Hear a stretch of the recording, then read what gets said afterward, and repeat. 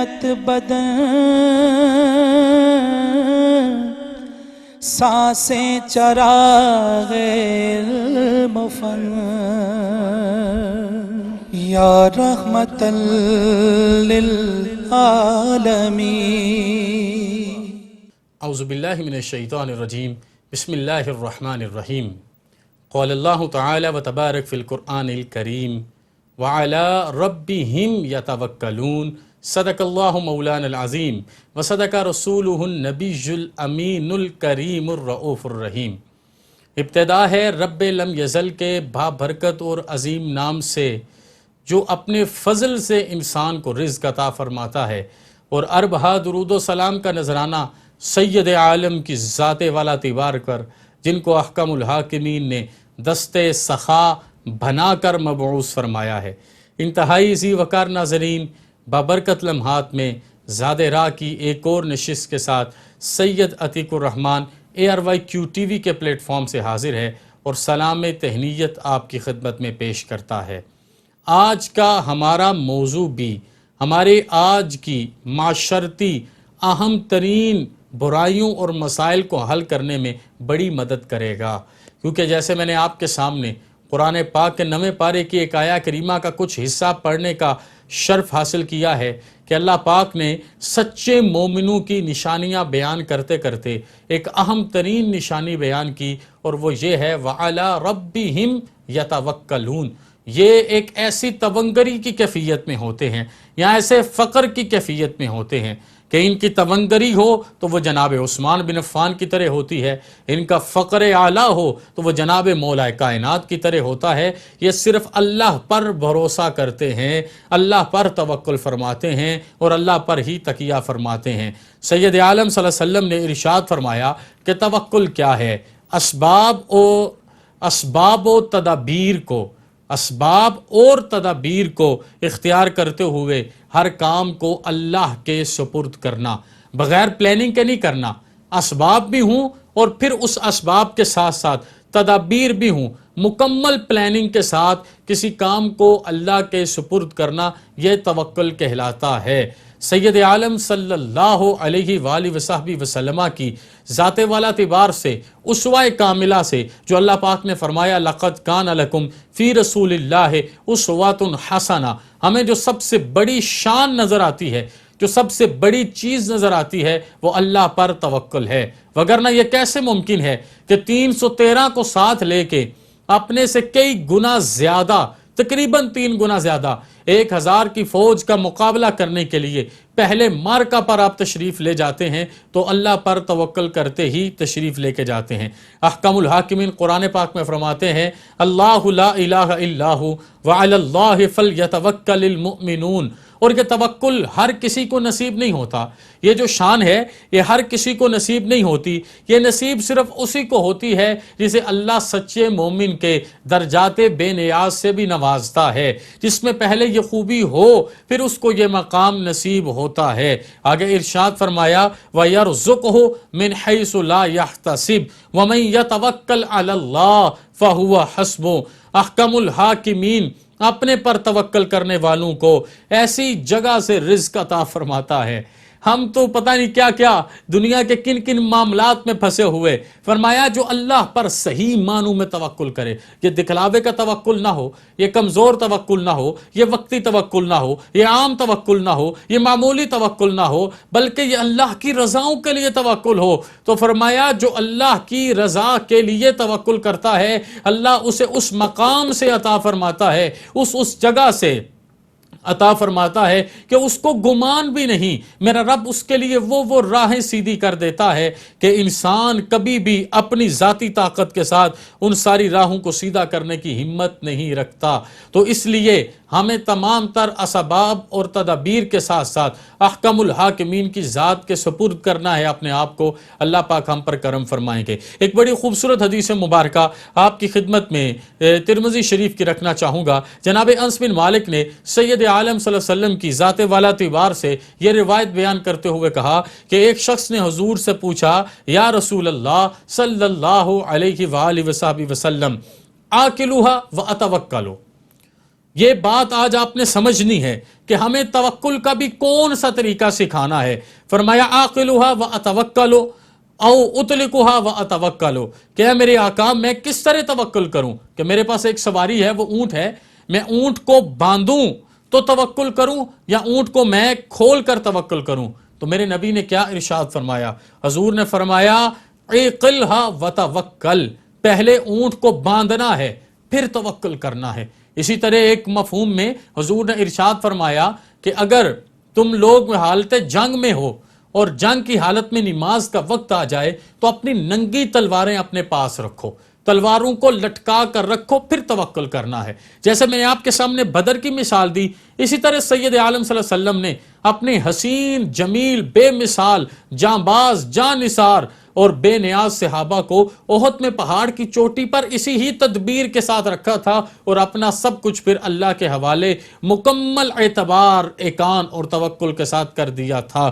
یہ توکل ہزار نعمتوں میں سے نعمت ہے. جناب سیدنا عمر بن خطاب ایک حدیث مبارکہ کو روایت کرتے ہیں کہ سید عالم صلی اللہ علیہ وسلم نے ارشاد فرمایا اگر تم اللہ پر توکل کرو اس طرح کہ علی اللہ حق توکلی ہی، جس طرح اللہ پر توکل کرنے کا حق ہے اس طرح توکل کرو. دیکھیں میں یہ چیزیں آپ سے ذات راہ میں پہلے بھی عرض کر چکا ہوں کہ ہم نماز تو پڑھ لیتے ہیں لیکن اس طرح نہیں پڑھتے جس طرح نماز پڑھنے کا حق ہے. ہم روزہ تو رکھ لیتے ہیں لیکن روزے کو اس طرح نہیں رکھتے جس طرح روزہ رکھنے کا حق ہے. ہم آج آپ کے سامنے ذات راہ کا جو عنوان توکل کا بیان کر رہے ہیں تو اس میں بھی یہ ہے کہ ہم توکل تو کرتے ہیں، کچھ نہ کچھ لوگوں کے اندر یہ چیز موجود ہوتی ہے، لیکن توکل کرنے کا کوئی حق بھی ہوتا ہے، وہ بھی میں آپ کی خدمت میں عرض کرتا ہوں. اگر توکل کرنے کے حق کی طرح تم اس طرح کرو گے تو انہوں نے ارشاد فرمایا اللہ پاک سید عالم صلی اللہ علیہ وسلم کی حدیث کے مطابق آپ کو اس طرح رزق دے گا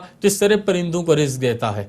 اور پرندوں کو رزق میرا رب کیسے دیتا ہے کہ وہ جب صبح ہوتی ہے تغدو خماسا، اس وقت وہ بھوکے پیٹ نکلتے ہیں، وَتَرُوحُ بِطَانًا، اور جب وہ پرندے رات کو اپنے گھونسلے میں واپس آتے ہیں تو ان کے پیٹ بھرے ہوئے ہوتے ہیں.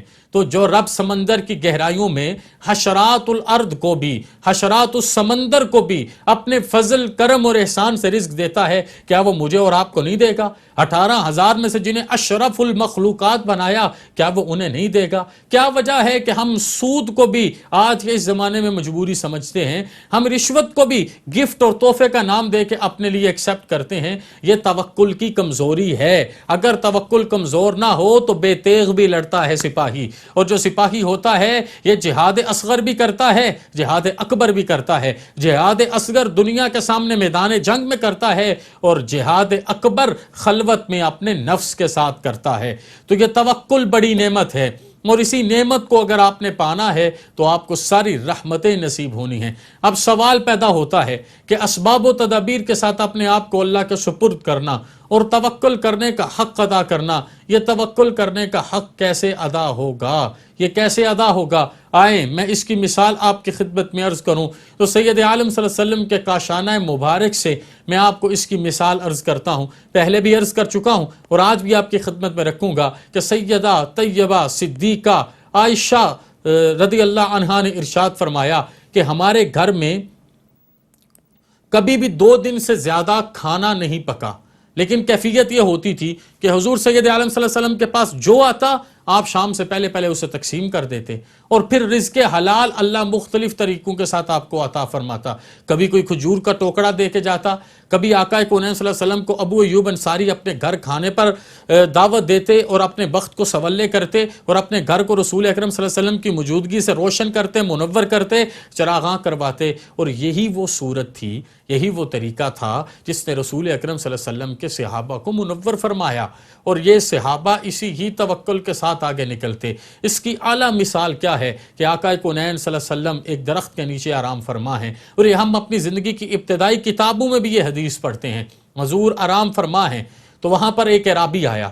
حضور سید عالم صلی اللہ علیہ وسلم کی تلوار لٹک رہی تھی اور حضور آرام فرما تھے، تو اعرابی نے آ کے تلوار کو اتارا اور اتار کے حضور سید عالم صلی اللہ علیہ وسلم کے ساتھ کوئی اس وقت ظاہری آپ کی حفاظت کرنے والا بھی نہیں تھا، تو اس نے آ کے کہا کہ اے محمد صلی اللہ علیہ وسلم، جان عالم صلی اللہ علیہ وسلم، بتائیے آپ کو اس وقت میری تلوار سے کون بچائے گا؟ تو سید عالم صلی اللہ علیہ وسلم نے اللہ پر توکل کرتے ہوئے صرف ایک جملہ ارشاد فرمایا، بلکہ ایک لفظ ارشاد فرمایا. کیا ارشاد فرمایا؟ کہا اللہ. کیونکہ حسبنا اللہ ونعم الوکیل، جب اللہ ساتھ ہو جائے تو اس سے اعلیٰ کون ہے؟ اس سے بڑھ کے ہمیں کیا چاہیے جب اللہ کا ساتھ ہو جائے. وہ جو میں نے آپ کے سامنے جناب جعفر صادق کی تلقین رکھی نا جناب سفیان ثوری کو، اس میں تیسری تلقین انہوں نے یہی فرمائی تھی کہ جب ایک طرف دنیا ہو اور دوسری طرف اللہ ہو اور پوری دنیا تمہیں مخالف نظر آتی ہو، دنیا کے ظاہری سمندر کو گزر جانا اور اللہ کی طرف ہو جانا. اللہ تمہارے لیے تہہ زمین سے بھی اسباب پیدا کرے گا اور برسر آسمان سے بھی اسباب پیدا کرے گا. تو سید عالم صلی اللہ علیہ وسلم اس کیفیت میں تھے، اس شان میں تھے، اس شان رسالت میں آپ میں تھے کہ آپ نے جب توکل کا یہ اظہار کیا تو اس کے جسم پر کپ کپی طاری ہو گئی اور اس کے ہاتھ سے تلوار گر گئی اور وہ سید عالم صلی اللہ علیہ وسلم کے سامنے نادم اور شرمندہ ہو گیا. مطلب یہ کہ اللہ روب بھی دیتا ہے. اگر آپ اس پر توکل کرتے ہیں تو وہ کم کھانے میں بھی برکت دیتا ہے. اگر آپ اس پر توکل کرتے ہیں تو وہ زین العابدین سے بھی قیامت تک کے لیے نسلیں چلا دیا کرتا ہے. تو یہ توکل کی سب سے اعلیٰ مثال ہے جس کو میں نے اور آپ نے اپنی زندگی میں امپلیمنٹ کرنا ہے. ہمیں جو چیز بھی ملے اللہ کا شکر تو ادا کریں، لیکن بھروسہ اللہ پر رکھیں، کامل ایقان اللہ پر رکھیں، اپنا تکیہ اللہ پر باندھ کے رکھیں، اللہ کی رحمتوں سے ان ساری چیزوں کو لے کے آگے چلیں. بر صغیر میں صوفیاء ایک بڑا خوبصورت توکل کا طریقہ ہمیں بتاتے ہیں کہ توکل اس ایک جملے سے سمجھیے کہ توکل کیا ہے. جمع نہیں، منع نہیں، طمع نہیں. جمع نہیں، منع نہیں، طمع نہیں. کہ جو آپ کے پاس آئے اسے جمع نہیں کرنا، ذخیرہ نہیں کرنا، جمع نہیں. پھر آگے کیا فرمایا؟ منع نہیں. اور جو آپ کو دینے آئے وہ حلال ہو اور آپ کو پتا ہو کہ وہ ان ساری چیزوں کے ساتھ محبت کے ساتھ آپ کے پاس لے کے آیا ہے تو اسے منع نہیں کرنا. اور اہم ترین چیز یہ ہے طمع نہیں. طمع نہیں کرنی، لالچ نہیں کرنا. اس بنیاد پر رشتے قائم نہیں کرنے کہ میں نے اس کو اس معاملے کے لیے یوٹیلائز کرنا ہے، میں نے اس سے یہ بینیفٹس لینے ہیں، میں نے اس سے یہ فوائد حاصل کرنے ہیں، یہ میرے اس کام آ جائے گا، اس سے مجھے یہ معاملہ مل جائے گا. کہا جمع بھی نہیں ہے، منع بھی نہیں ہے، طمع بھی نہیں ہے. اس سارے حسین صوفیوں کے اسلوب کو سمجھیے اور صوفی کے دربار سے سمجھیے تو آپ کو پتا چلے وہ کون سی چیز ہے کہ جو غزنی سے جناب سیدنا علی بن عثمان حجویری کو لاہور لے آتی ہے. وہ اللہ پر توکل ہی ہے.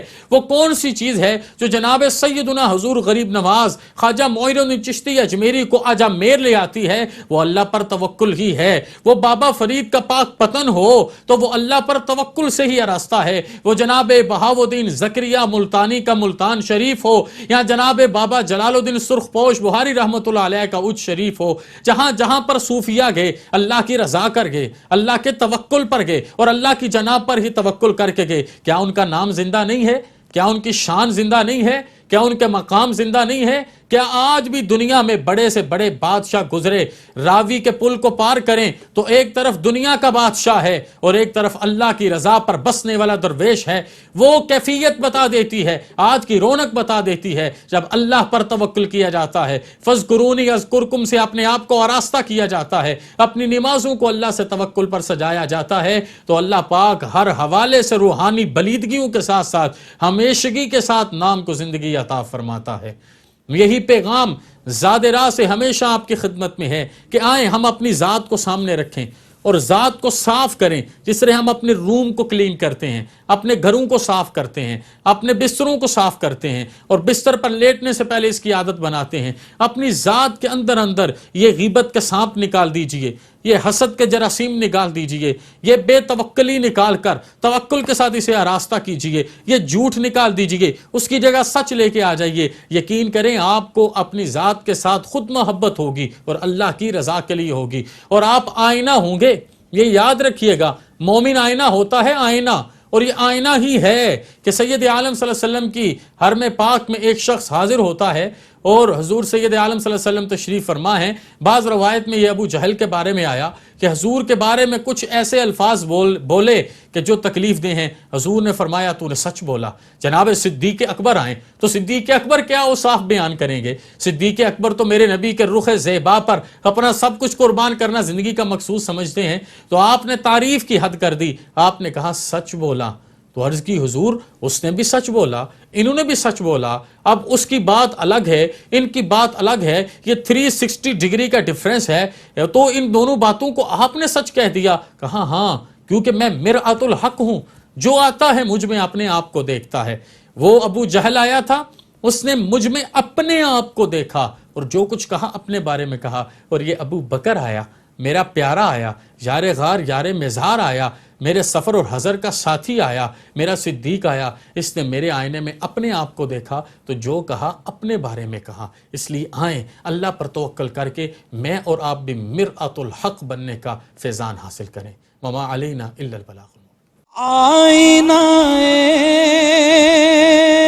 رحمت بدن، سانسیں چراغ علم و فن، یا رحمت للعالمین.